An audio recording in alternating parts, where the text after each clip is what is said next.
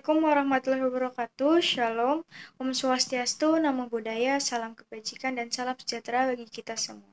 Selamat pagi, siang, sore, malam. Kami dari grup 3 kelas 2B tahun ajaran 2023 dari Prodi Pendidikan Bahasa Inggris Universitas Singapura Karawang akan menjelaskan mengenai materi pengembangan intelek sosial bahasa dan bakat khusus pada mata kuliah Learning Development yang diampu oleh Sir Umar Yais MPD. Namun sebelum masuk pada materi, kami akan memperkenalkan anggota grup kami terlebih dahulu. Saya sendiri, Ana Rahmadini, sebagai moderator. Selanjutnya ada Devran Bagus, ada Hilal Gemar Ramadan, ada Firza Ramdhani, ada Fauzan Raki Ramadan, dan Alia Nadila Putri. Baiklah, langsung saja kita masuk pada materinya. Baik, di sini saya akan menjelaskan tentang perkembangan intelek. Menurut Inggris, dalam bukunya Comprehensive Dictionary of Psychological and Psychoanalytical, istilah intelek berarti antara lain yaitu salah satunya adalah kekuatan mental, di mana manusia dapat berpikir. Dan menurut Kamus Webster New World Dictionary of the American Language, istilah intelek berarti kecakapan untuk berpikir, mengamati atau mengerti kecakapan untuk mengamati hubungan-hubungan, perbedaan, dan sebagainya.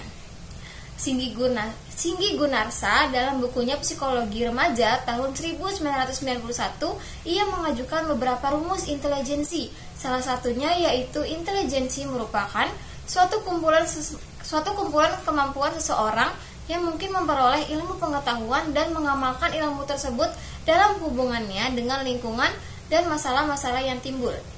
Dalam batas-batas tertentu, lingkungan turut berperan dalam pembentukan intelijensi intelek.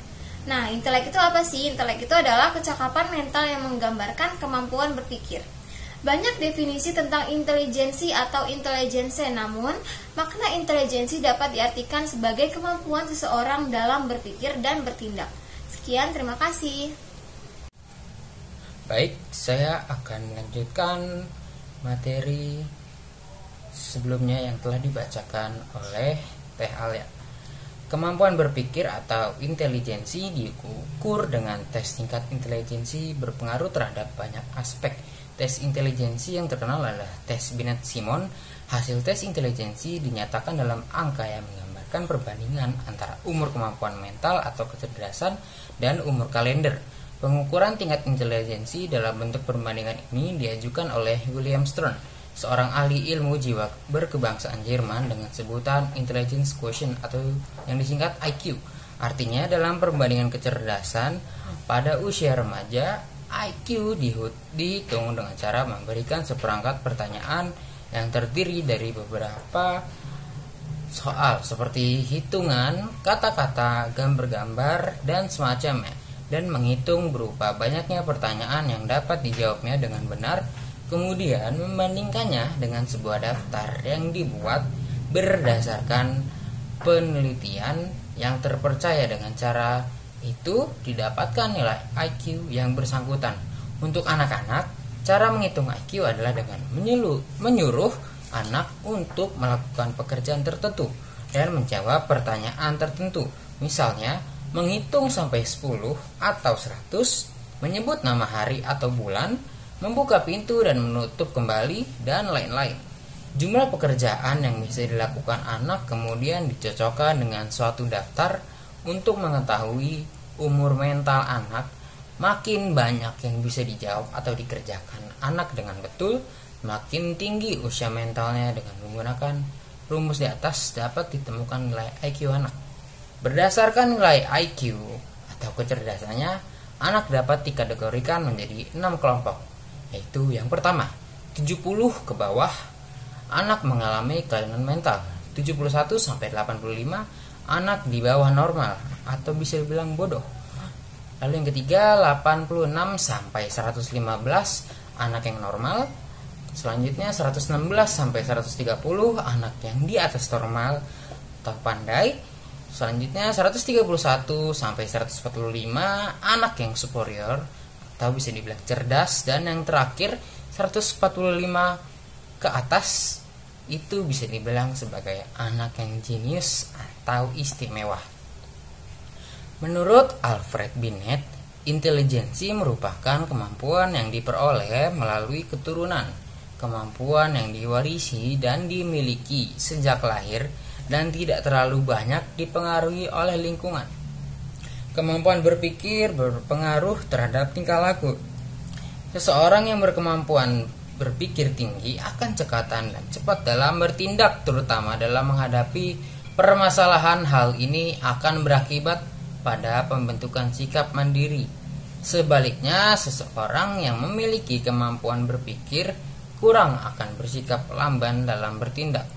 Perkembangan intelijensi dipengaruhi oleh beberapa faktor, antara lain pengalaman belajar, berbagai bentuk pelatihan, lingkungan, terutama lingkungan keluarga dan sekolah. Sekian, terima kasih. Nah, materi selanjutnya tentang perkembangan sosial akan dipaparkan oleh saya. Beberapa teori tentang perkembangan manusia telah mengungkapkan bahwa manusia tumbuh dan berkembang dari masa bayi ke masa dewasa melalui beberapa langkah dan jenjang. Kehidupan anak dalam menelusuri perkembangannya itu pada dasarnya merupakan kemampuan mereka berinteraksi dengan lingkungan. Pada proses integrasi dan interaksi, ini faktor intelektual dan emosional mengambil peranan penting. Proses tersebut merupakan proses sosialisasi yang mendudukan anak-anak sebagai insan yang secara aktif melakukan proses sosialisasi. Manusia tumbuh dan berkembang di dalam lingkungan. Lingkungan itu dapat dibedakan atas lingkungan fisik dan lingkungan sosial. Lingkungan sosial memberikan banyak pengaruh terhadap pembentukan aspek kehidupan, terutama kehidupan sosial psikologis. Manusia sebagai makhluk sosial senantiasa berhubungan dengan sesama manusia. Bersosialisasi pada dasarnya merupakan proses penyesuaian diri terhadap lingkungan kehidupan sosial sebagaimana seharusnya seseorang hidup di dalam kelompoknya, baik dalam kelompok kecil maupun kelompok masyarakat luas.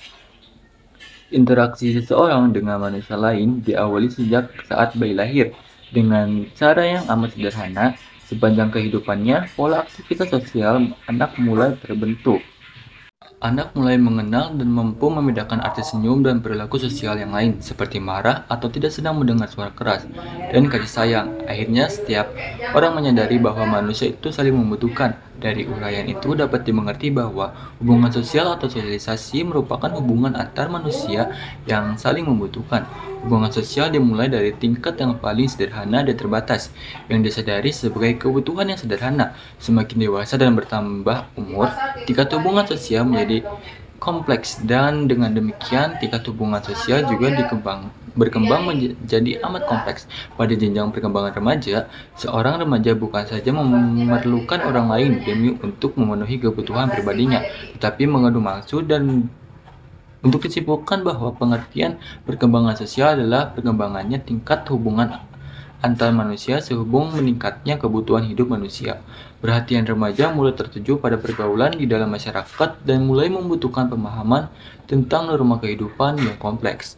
Pergaulan remaja banyak diwujudkan dalam bentuk kehidupan kelompok, terutama kelompok sebaya sama jenis.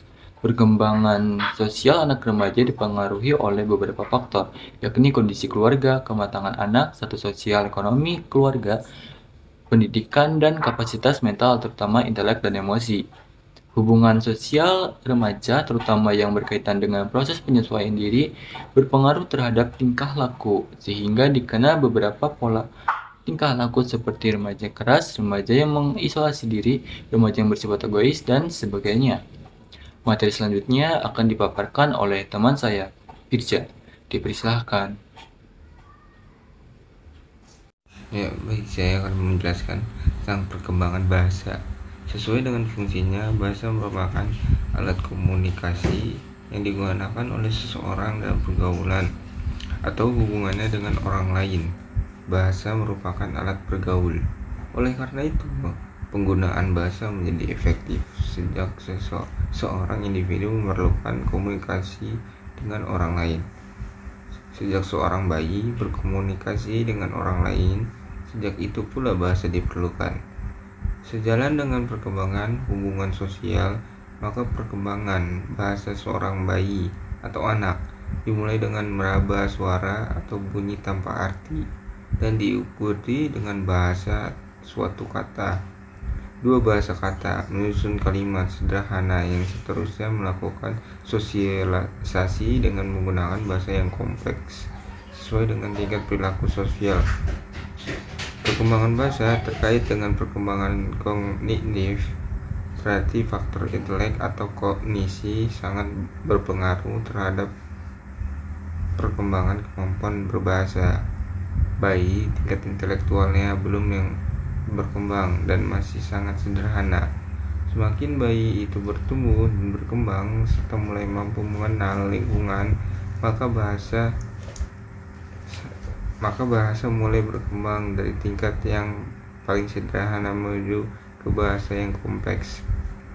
Perkembangan bahasa dipengaruhi oleh lingkungan karena bahasa dasarnya merupakan hasil belajar dari lingkungan.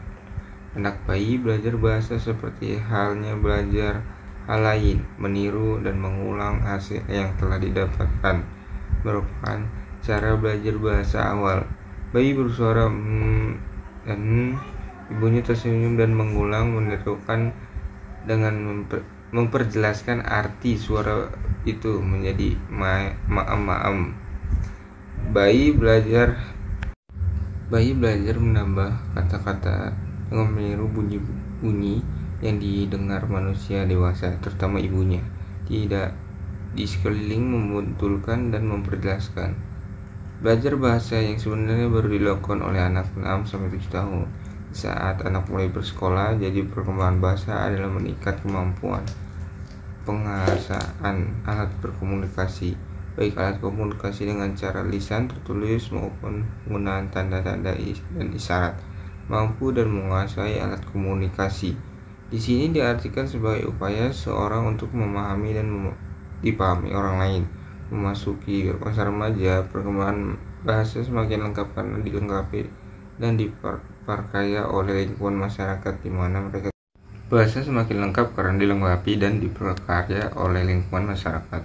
mana mereka tinggal.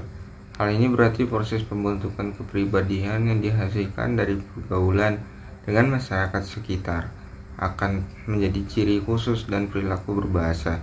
Bahasa memegang peranan penting dalam kehidupan masyarakat. Perkembangan bahasa dipengaruhi oleh banyak faktor, antara lain usia, kondisi keluarga, tingkat kecerdasan, status sosial, ekonomi keluarga, dan kondisi fisik anak terutama dari segi kesehatannya. Baik, sekian, terima kasih. Terima kasih Kang Firiza. Perkenalkan, nama saya Fauzan Raki Ramadan dan di sini saya akan membacakan bab D, yaitu bakat khusus. Bakat dapat diartikan sebagai kemampuan bawaan yang merupakan potensi atau potensi ability yang masih perlu dikembangkan atau dilatih. Kemampuan adalah daya untuk melakukan suatu tindakan sebagai hasil dari pembawaan dan latihan. Jadi, bakat adalah kemampuan alamiah untuk memperoleh pengetahuan atau keterampilan yang relatif bersifat umum. Misalnya, bakat intelektual umum atau khusus. Bakat akan akademis khusus. Bakat khusus disebut juga talent. Dan bakat khusus atau talent di sini dimaksudkan seseorang yang mempunyai kemampuan bawaan untuk bidang tertentu. Misalnya, bakat menggambar sebagaimana dikemukakan oleh Webster tahun 57 dan tahun 86. Pemberitahuan bahwasannya terhadap jenis-jenis bakat yang biasanya dilakukan berdasarkan bidang dari bakat tersebut. Dan di sini juga ada bakat seni, bakat musik, bakat guru, bakat dokter, dan lain sebagainya, masih banyak lainnya. Dan juga memungkinkan seseorang untuk mencapai prestasi dalam bidang tertentu. Akan tetapi diperlukan latihan, pengetahuan, pengalaman, dan dorongan atau motivasi agar bakat itu dapat terwujud dari setiap individu manusia. Mungkin cukup sekian. Terima kasih.